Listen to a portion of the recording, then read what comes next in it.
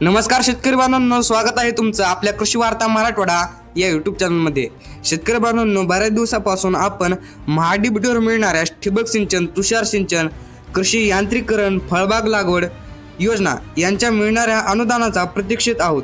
तर आता या सर्वांचं अनुदान 10 एप्रिल 2000 पासून वितरित होणं सुरू झालं आहे। यामध्ये भाऊसाहेब फुंडकर फळबाग लागवड योजनेचे अनुदान असेल किंवा कृषी यांत्रिकीकरणचं 2025चं अनुदान असेल, याचं थकीत अनुदान आता क्रेडिट व्हायला सुरू झालं आहे।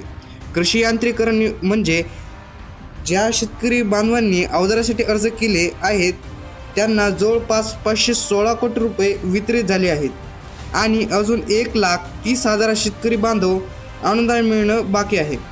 ज्या शेतकरी बांधवांनी अवजारासाठी अर्ज केला होता त्या शेतकरी बांधवांना 83,723 शेतकरी बांधवांना अनुदान वितरित झालं आहे।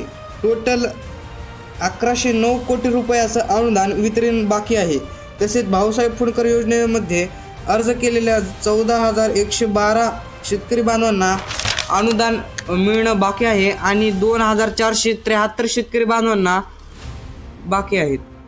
आणि ठिबक सिंचन, तुषार सिंचन तसेच सिंचन साधनांसाठी अर्ज केलेल्या 11,978 शेतकरी बांधवांना अनुदान मिळाले आणि 1,046 शेतकरी बांधव बाकी आहेत।